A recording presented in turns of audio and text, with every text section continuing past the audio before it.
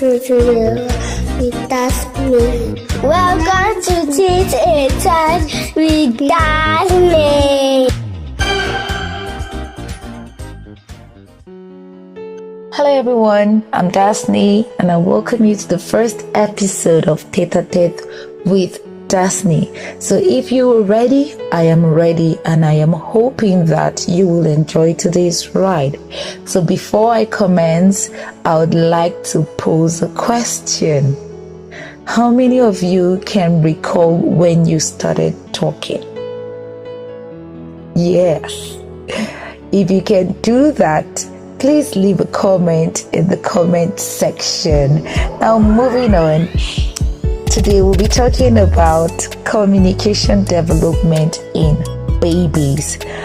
First and foremost, Jane Piaget's cognitive theory opines that a child's cognitive ability is not just about acquiring knowledge.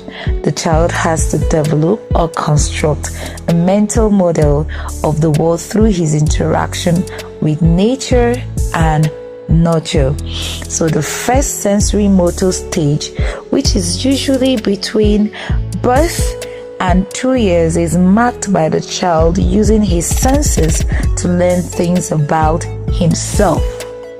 So one of such things a child learns in this stage is communication, and through nurturing, that is a caregiver or an adult in the child's life, you will aid the speed at which a child speaks. I would emphasize on that as we proceed. Now, back then, when a child is born, the child takes a while to open his eyes or her eyes. But hey, we're in the jet age, and the kids of this jet age, right from birth, your eyes are open. So we know that from birth, babies can see and hear, and by copying the baby's sound and gestures, we are opening a pathway to good communication and language. That's it. There you have it. Whatever the baby does, you do it. And then I would explain how you as an adult or a caregiver can come in to help this baby to become good at speaking and learning how to talk to. Now, this copying the child's gesture would also help support the child socially and emotional development of that child. Now, it also boosts the child's confidence that, wow, this adult, this big tall tree, because children, they look at us with such eyes like, is this a mountain? This mountain is going to follow me. No. So the child is like, wow, so this person can follow me. Wow, I must be very, very important. So now I can go on and on listing the importance of doing that, but time wouldn't permit me. So now that we've established that speaking to a child is very, very important, the question now is, how then do we go about doing that? Firstly, you must speak slowly as you would to an adult. Yes, I had to reduce the pace at which I was talking initially, just to lay emphasis on that. You know, when you talk to them, they're looking at your lips, and the moment you speak very fast, the child is not able to comprehend. But you reduce the pace at which you talk.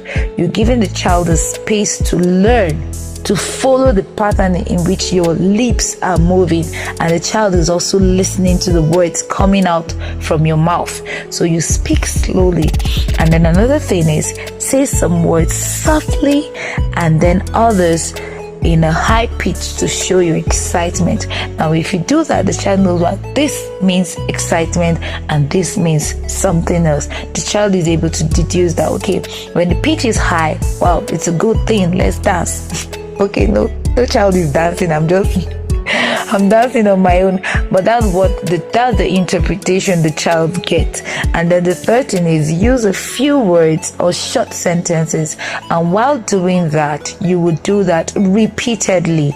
As an adult, you do things consistently, it becomes part and parcel of you. Now, doing that to a child too, the child is learning. There is a pattern, and the child knows if you open your mouth to you want to say this, and so he tends to copy what you're doing. And then the fifth thing is call the child's name. Even as an adult, you love the fact that your name is known, and not just known, but the person is getting the right pronunciation of your name. It's an excellent thing. Children too appreciate that. Babies, they love that. So as you're talking to this child or to this baby, call the child's name, and then say things that makes the baby smile. Yes, those adorable, cute, chubby little creatures. Just say things that will bring out that sweet smile on their faces, and I'm sure you'll be rewarded.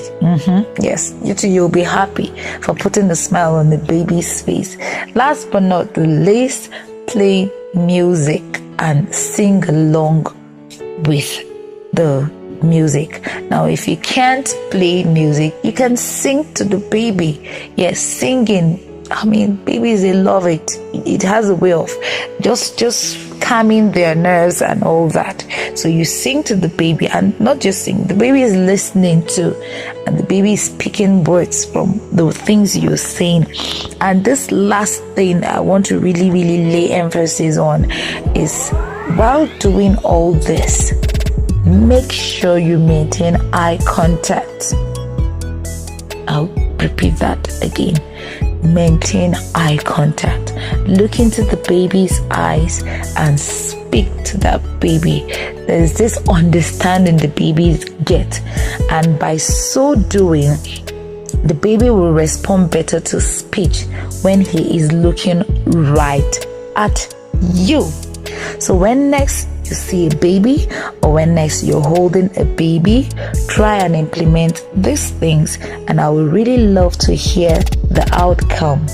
Thank you so much for listening. I hope you had enjoyed the ride. This episode was made possible by Micah's Art. You can holler at them for your jotters, book covers, logos, flyers, invitation cards, business card, etc. on 091 218 06671, or you can check their social media page at Micah Tenem, both on Facebook, Instagram, and Twitter. When you hear the word machine, what comes to your mind?